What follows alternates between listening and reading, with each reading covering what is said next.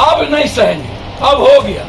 अब लड़ाई आर पार होगी, करो मरो के साथ होगी, या तो मरेंगे या तो मारेंगे। सीबीआई ईडी के द्वारा पूरे देश की डेमोक्रेसी को खत्म, 2024 के चुनाव लड़ने की तैयारी। जरूरत पड़ेगी तो इस मुद्दों पर ईद के बाद हम रेलवे को भी रोकेंगे। बीजेपी सरकार के खिलाफ आर पार का हम ऐलान करते हैं। अब ये युद्ध होके रहेगा।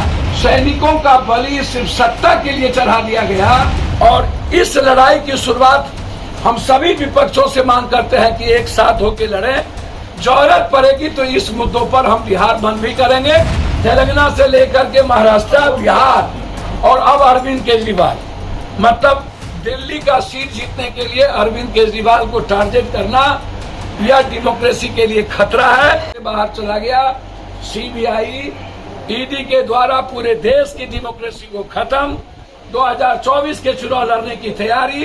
राहुल गांधी, ममता दीदी से लेकर तेलंगाना से लेकर के महाराष्ट्र, बिहार, और अब अरविंद केजरीवाल, मतलब दिल्ली का सीट जीतने के लिए अरविंद केजरीवाल को टारगेट करना यह डेमोक्रेसी के लिए खतरा है। इसीलिए हमारी पार्टी पुलवामा की भी सर्वोच्च न्यायालय से जांच, हमारी पार्टी पूरे प्रदेश में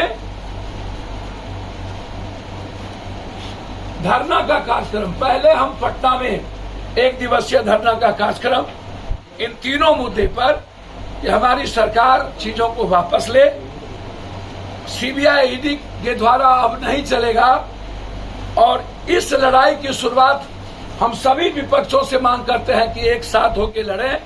जरूरत पड़ेगी तो इस मुद्दों पर हम बिहार बंद भी करेंगे। जरूरत पड़ेगी तो इस मुद्दों पर ईद के बाद हम रेलवे को भी रोकेंगे। लेकिन अभी पटना से हमारा आंदोलन का कार्यक्रम शुरुआत होगा।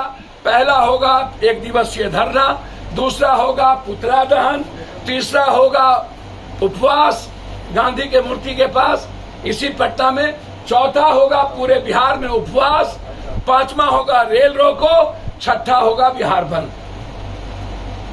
अब नहीं सहेंगे, अब हो गया। अब लड़ाई आर पार होगी, करो मरो के साथ होगी, या तो मरेंगे या तो मारेंगे। यही लड़ाई अब होगी, दूसरा कोई रास्ता नहीं है।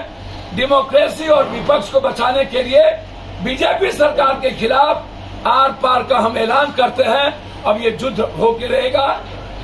बस पुलवामा की जांच, 2 साल का जबरदस्ती सजा करवा दिया, और उसके बाद अब लगातार विपक्ष को समाप्त करने की 2024 के बाद तैयारी।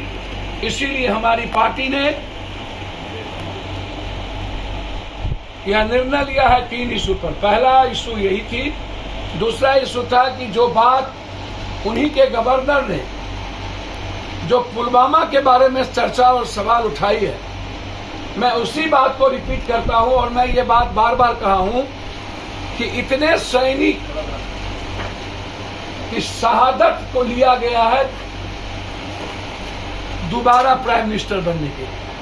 पुलवामा की घटना, अब देश में यह सवाल खड़ा, मैं ये तो नहीं कहूंगा जो उनके गवर्नर जो थे उन्होंने कहा, मैं पुलवामा की घटना की जांच चंद्रचूड़ जी से सर्वोच्च न्यायालय के 5 सदस्यीय जज से करने की मांग करता हूं।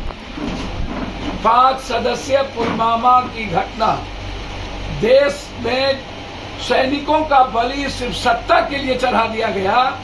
अभी आतंकवादियों ने 4 सैनिक को मार करके कैंप से निकल गए, और अभी तक आतंकवादी नहीं मिले, आतंकवादी फरार हो गए। पुलवामा में RDX कहां से आया, क्या आया, इसकी जांच आज तक क्यों नहीं हुई? इसीलिए जो सवाल उठाए गए हैं उनके पूर्व गवर्नर के द्वारा, मैं इसको सुप्रीम कोर्ट के जज से मांग करता हूं। धन्यवाद।